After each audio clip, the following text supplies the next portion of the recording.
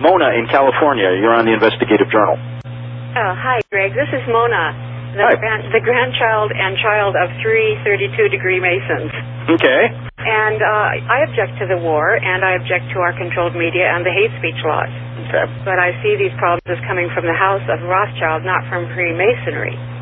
In fact, because Freemasonry is actually the white Anglo-Saxon power structure, I see all of these attacks on Freemasonry as communist-inspired.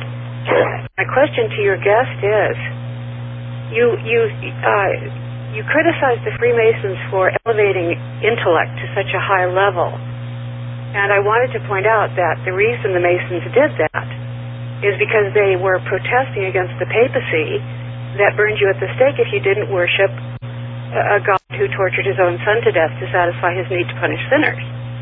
Now, why would you not agree that intellect should be elevated above such superstition? And another question is, do you believe that there's no evolution, and do you not believe in a population explosion? Go ahead. Oh, okay. Number one, your name is just a scrambled Ammon, so I know you're the daughter of Masonry. And what's also interesting is you say that people are being given intellect. They're not being given intellect at all. The school system is not turning out intellectual people.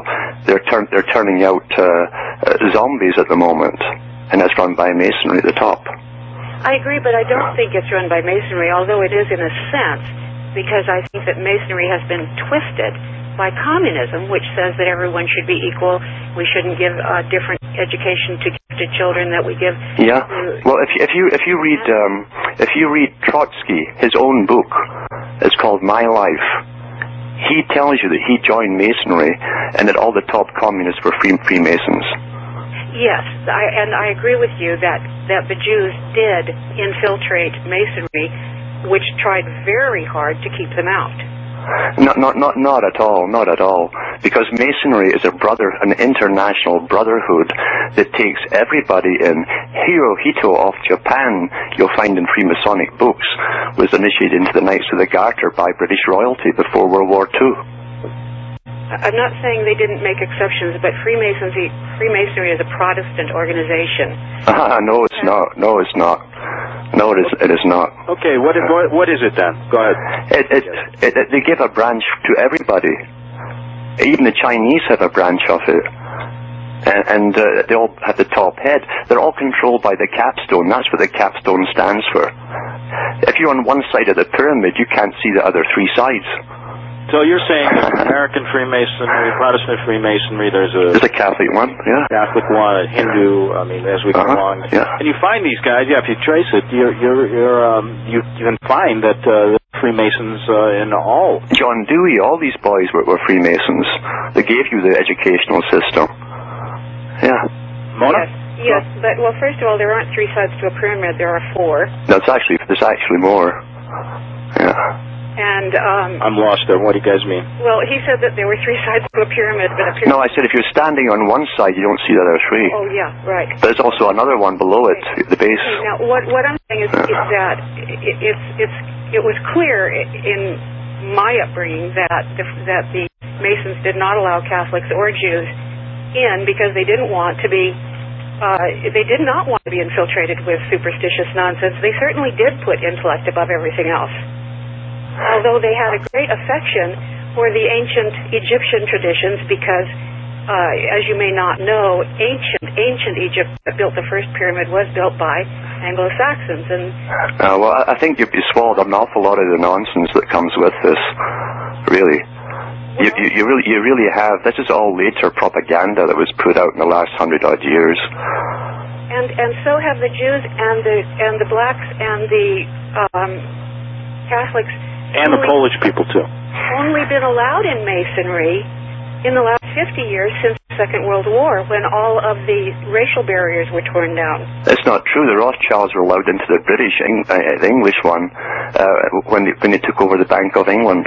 Exactly. And that is where I think our problems began. As I think I said, I think our problems come from the House of Rothschild, not the rich white guys, who simply formed a group in response to the king's oppression to say, hey, we are going to gather together as masons, stonemasons, builders of houses and walls, and we're going to decide for ourselves. It was the first union that was ever formed.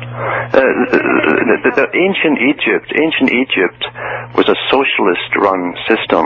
I'm not talking about ancient Egypt.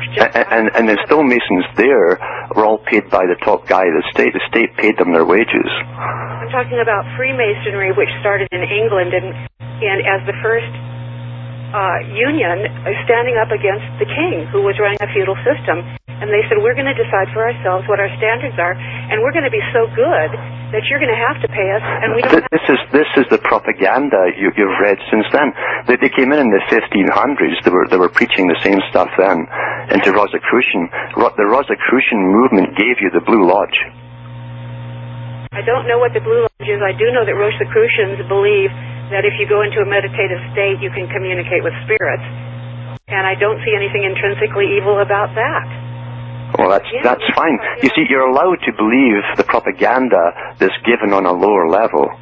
And what you've told me so far is a lower level propaganda. Yes, and you have to prove that my propaganda is false. Well, let's just start. If I could just break in here, let me just ask both of you a question, okay? And I'm going to ask myself the question. Greg, do you want to stop the New World Order? Yes. I don't think I'd like to see a one-world government. I don't think I'd like to see a one-world religion, and I don't think I'd like to see my free will and free thought taken away.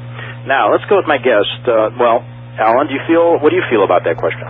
That's correct, and that's why you can't have people who join organizations and swear oaths to keep secrets from everyone else and then put them into officialdom over the top of you. Now, Mona, I'm going to ask you the same question. Do you want to stop the New World Order? Do you believe in free will and free thought? Yes, but I do not think that precludes people from joining clubs and having secrets. Okay.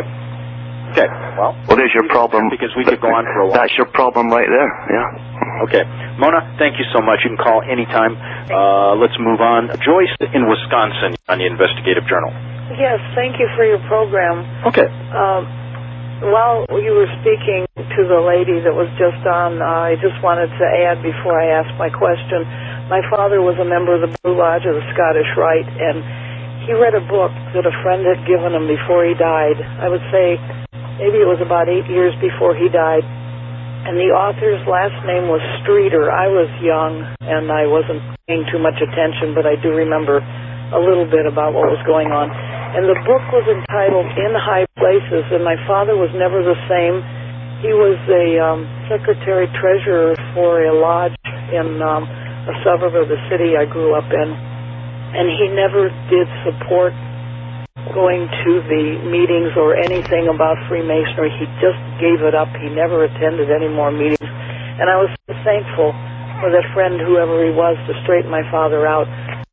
Yeah, we have about a minute or so, Alan. Is there anything you wanted to finish up with? Yeah, well, that shows you the pigeonholes that people are in, where you have daughters of Masons.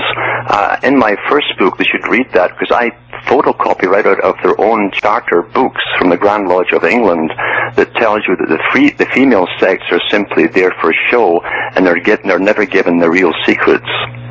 And I print it all up for them. They're being used, yeah.